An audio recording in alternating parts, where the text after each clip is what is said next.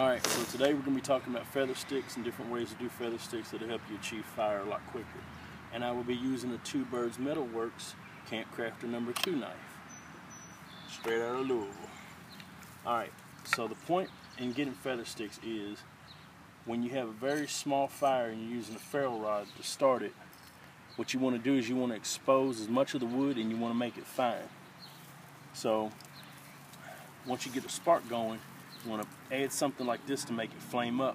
Then you add your feather sticks, and then you start adding small sticks to larger, and you keep moving up as the flame gets healthier.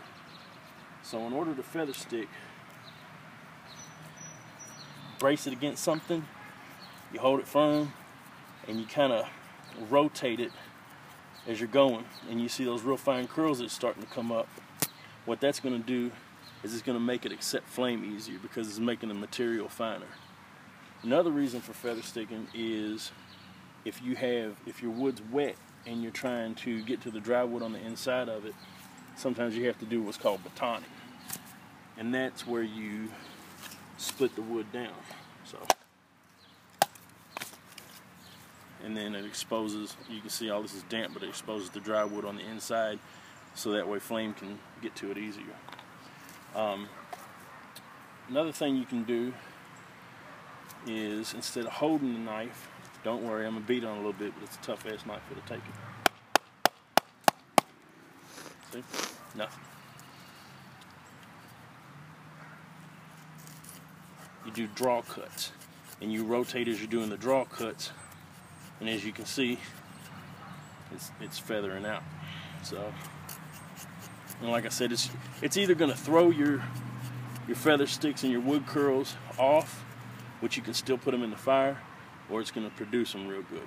So another thing to do is called reverse grip. That's where you hold it like this against your chest stationary, and you draw. It's just like a draw cut, but I don't use it very much, so I'm not real comfortable with it.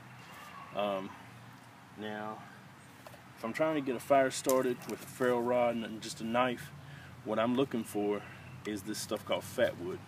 And what it is pine or some other type of resinous evergreen type of wood.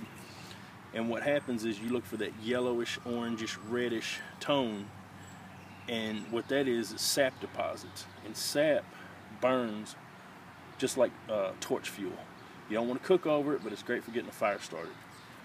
So what I do is I'll take a piece of fat wood, and instead of using my actual blade, I'll use a 90-degree spine, and I will shave it down,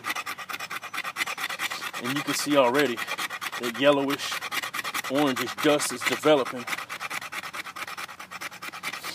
and it's real fine, so it's going to accept a spark and turn that spark into a flame, and from that flame I can add my bird's nest, and then my feather sticks, and then larger wood as I go. So I have this real fine resinous dust. So what I want to do is, and you'll see a lot of people take a ferro rod and they'll throw sparks like this. They'll just throw them. When you do that, you run the risk of knocking your pile of shavings that you work to get. And you want to conserve calories, so you want to use as little energy as possible.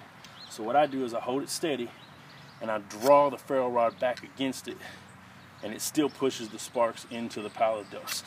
So,